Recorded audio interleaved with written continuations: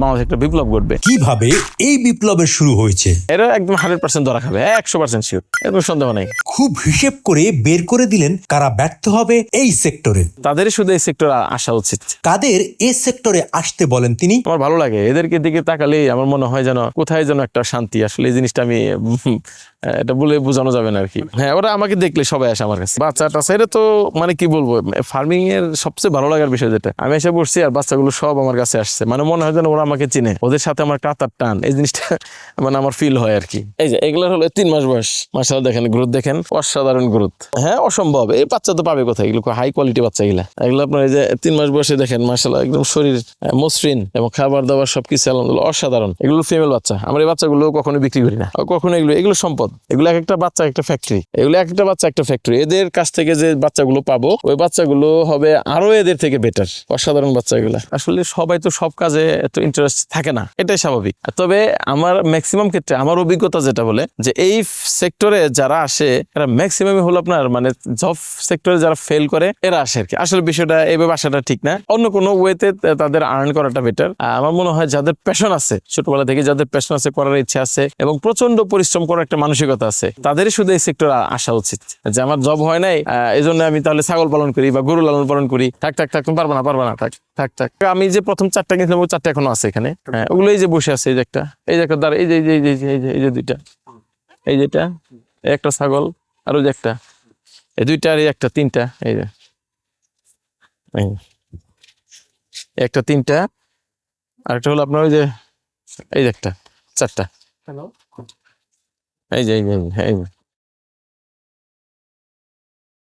অসুখ বিসুখ তো অবশ্যই হবে, প্রাণ যেখানে আছে সেখানে অসুখ বিসুখ তো হবেই, কিন্তু এগুলো মেনটেন করতে হয়, এগুলো শিখতে হয়, বুঝতে হয়, এগুলো দেখে করতে হয়। আমরাও যখন করেছি তখনও যে অনেক কিছু জানতাম বিষয়টা তো তা না, আস্তে আস্তে হয়েছে একটা বিষয় নিয়ে আমরা ডাক্তারদের কাছে শরণাপন্ন হয়েছি, গেছি, শিখছি, বা আরো যারা বড় ভাই আছে তাদের কাছে আমরা এই বিষয়গুলো নিয়ে গেছি, তারাও আমাদেরকে হেল্প করছে। আস্তে আস্তে এভাবে মূলত শেখা আর কি। ছাগলের তো আপনার সবসময় মাচা করে রাখতে হবে, ওদের এতগুলো ছাগল ফ্লো রাখলে তো আপনার অসুস্থ হয়ে যাবে, এগুলো আপনার প্রস্রাব করে পায়খানা করবে, সেখানে শুয়ে থাকবে, ঠান্ডা লাগবে, জ্বর আসবে, ছাগল মারা যাবে। ওদের বাসস্থানটা অল টাইম পরিষ্কার রাখতে হবে, ওদের বাসস্থানটা পরিষ্কার না থাকলে আপনার খামার লস। অবশ্যই ছাগলের খামার করলে অবশ্যই মাচা লাগবে। আর যারা 2টা 4টা পালে বিভিন্ন কম দামে ওই যে চকিগুলো পাওয়া যায় 500-1000 টাকা করে, চকির উপরও রাখতে পারে। গ্রামীণ জীবনে আপনার ইকোনমিকের যে চাকাটা, অর্থনৈতিক চাকাটা সবসময় সচল, কিন্তু শহরের জীবনে সেটা না, কারণ শহরের জীবনে কাজ করার ধরনগুলো খুবই লিমিটেড, আর গ্রামীণ জীবনে হলো এটা ওয়াইড, যে কেউ যে কোনো কিছু করলে সেখানে। হ্যাঁ, গ্রামীণ জীবনে যেমন শহর কেন্দ্রিক অর্থনীতি যেমন, আবার সেখানে খুব হাই রেঞ্জে ওঠার সম্ভাবনা আছে। গ্রামীণ জীবন হয়তো ওরকম নাই, কিন্তু এখানে কেউ কিন্তু না খেয়ে থাকে না, সবাই কাজ করতেছে এবং সবাই ভালোভাবে চলতেছে, এই জিনিসটাদের মানে আলহামদুলিল্লাহ বেশ ভালো আর কি। অবশ্যই আমাদের এখানে অনেক লোক আসে, বাংলাদেশের অনেক শিক্ষিত লোক আসে যারা আমাদের কাছ থেকে শিখতেছে, এরা ছাগল খামার করতেছে। অসংখ্য লোক আসে আমাদের এখানে যারা ছাগল খামার করবে, এদের কিভাবে কি করা যায় পরামর্শ দিয়ে এই সব কিছু আমরা তাদেরকে দিচ্ছি। অনেক ছাগল খামার গড়ে উঠছে আমাদের এই ফার্মগুলো দেখে আর কি, প্রতিনিয়তই। ভুলটা বলতে হলো আপনার ভুলটা শুরুতেই করে, সেটা হলো বিশাল একটা ইনভেস্টমেন্ট করে ফেলে, হঠাৎ করে ইনভেস্টমেন্ট করার ফলে দেখা যাচ্ছে যে ওরা ইকোনমিক্যালি একটা বিশাল একটা ক্ষতির মুখে চলে যায়, এরা না বুঝে 20-30 লাখ টাকা ইনভেস্ট করে ফেলে, কিন্তু এই টাকাটা তারা কখনো আর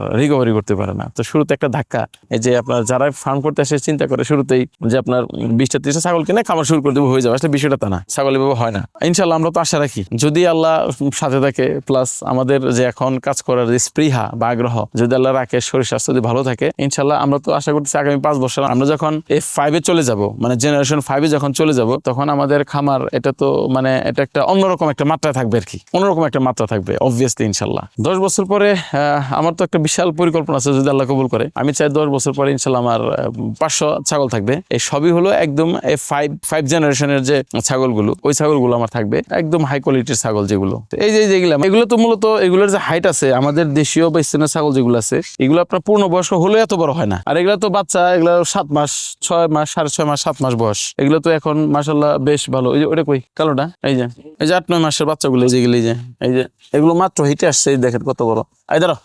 এই যে আমাদের আপগ্রেডের বাচ্চা যেগুলো আর কি, এগুলো হলো আপনার এই যে 7-8 মাস 8.5 মাস বাচ্চা।